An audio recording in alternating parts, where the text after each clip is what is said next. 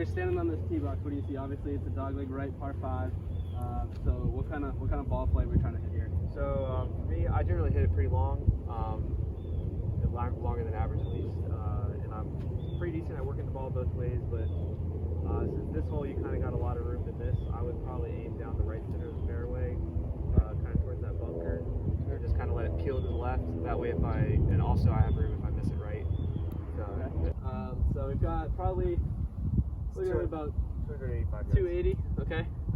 So, I mean, you're a long hitter. This is a reachable par 5 for you, but I kind of advise the layup, especially with the kind of conditions we have today. Yep.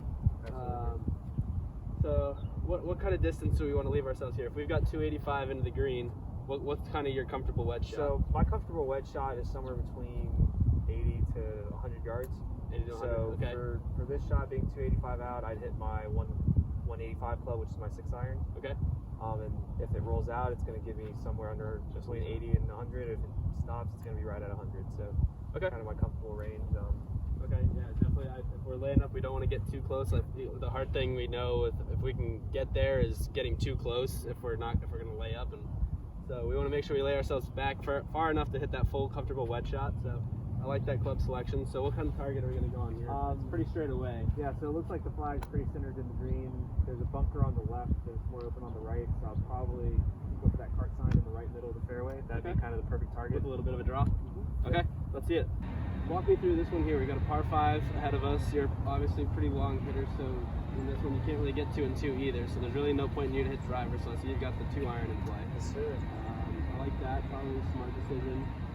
But in terms of ball flight and how you want to set up this shot, just kind of walk me through your process. Yeah. So I mean, generally I like hitting a draw, and I just said pretty long hitter. So with the hole being set up the way it is, I can't get there in 2 just because of the way the green is set. You have to go over trees. So I just like putting a 2 iron out there. It leaves me with about 5 or 6 iron, depending on how much it runs out, which is a pretty easy layup. Yeah. Give me a nice wedge into the hole. Okay. I like aiming down the right side of the fairway just because with the 2 iron, my miss is generally left, if anything. So it gives me a lot more room to work with and gives me a nice look at the corner. Okay. Yep. I like that.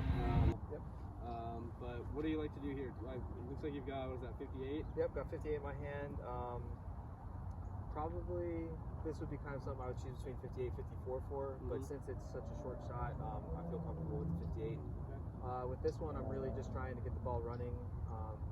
It's a little bit below my feet in the stance, so what I'll tend to do with something like this, I'll put it back in my stance, and I'll make sure to close the club face a little bit just to make sure that heel doesn't dig in first. Right. And other than that, I'll just pick a spot. So I see the old cut cup, that looks about where I want to aim. Okay.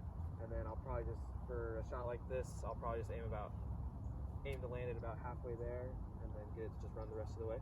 Got a good lie, about 140 yards in. When I look at this shot, so I mean, obviously that pin's kind of sitting in a pretty good spot on that green, kind of right in the middle. We got that bunker in front, so we want to make sure we definitely clear that. We know there's a lot of room behind this flag, so longer is better, and we've got a little bit of wind with us too, so I'd say make sure we get this one there. Don't be afraid to take that extra club. Anything else you're thinking about on this kind of shot? No, just pretty much what you said.